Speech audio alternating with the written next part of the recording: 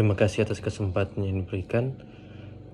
Saya Benedictus Joseph Lucas Walangitan, nomor induk mahasiswa 2074201048, dari kelas A1 20 semester 5 akan mempresentasikan hasil ujian tengah semester lewat hasil dari tugas kelompok dalam mata kuliah Hukum Perjanjian Internasional yang berjudul Tinjauan tentang Konvensi Wina 1969 dan Konvensi Wina 1986. Vienna Convention 1969 dianggap sebagai induk perjanjian internasional karena konvensi inilah yang pertama kali memuat ketentuan-ketentuan atau Code of Conduct yang mengikat mengenai perjanjian internasional. Melalui konvensi ini, semua ketentuan mengenai perjanjian internasional diatur, mulai dari ratifikasi, reservasi, hingga pengunduran diri negara dari suatu perjanjian internasional, seperti yang dilakukan AS mengundurkan diri dari Vienna Convention pada tahun 2002 yang lalu. Dengan adanya konvensi ini, perjanjian internasional antar negara tidak lagi diatur oleh kebiasaan internasional, namun oleh suatu perjanjian yang mengikat, yang menuntut nilai kepatuhan yang tinggi dari negara anggotanya, dan hanya bisa berubah apabila ada konsen dari seluruh negara anggota Vienna Convention tersebut. Tidak seperti kebiasaan internasional yang dapat berubah apabila ada tren internasional baru.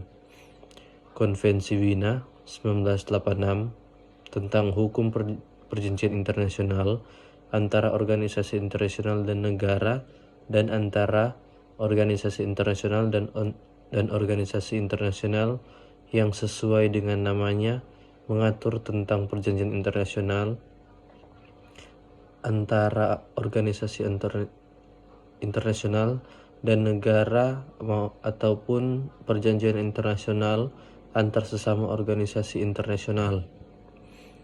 Pada dasarnya, kedua konvensi ini mengatur tentang proses atau tahap-tahap dalam pembuatan sampai dengan pengakhiran perjanjian internasional, yang secara garis besarnya merumuskan naskah perjanjian, penerimaan naskah perjanjian atau adoption of the text,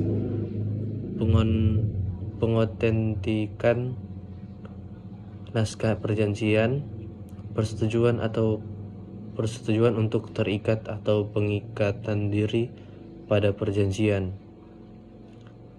yang dapat disertai dengan pengajuan persyaratan atau reservation, mulai berlakunya perjanjian, penghormatan, pelaksanaan, dan penafsiran perjanjian dengan segala permasalahan yang timbul, seperti perlunya perjanjian yang itu diubah, tentang suatu perjanjian internasional yang memberikan hak ataupun membebani kewajiban kepada pihak ketiga, masalah penundaan atau suspension atas pelaksanaannya, perjanjian dan keabsahan dipersoalkan atau invalidity, pengakhiran berlakunya suatu perjanjian atau termination of operation of the treaty.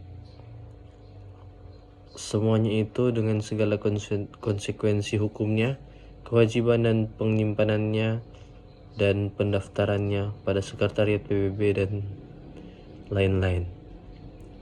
Sekian pemaparan singkat materi dari saya, dan saya mengundang Anda untuk masuk ke Universitas Pembangunan Indonesia Manado, karena di Universitas Pembangunan Indonesia Manado telah fakultas-fakultasnya telah terakreditasi dan dosen-dosennya memadai dalam hal memberikan materi.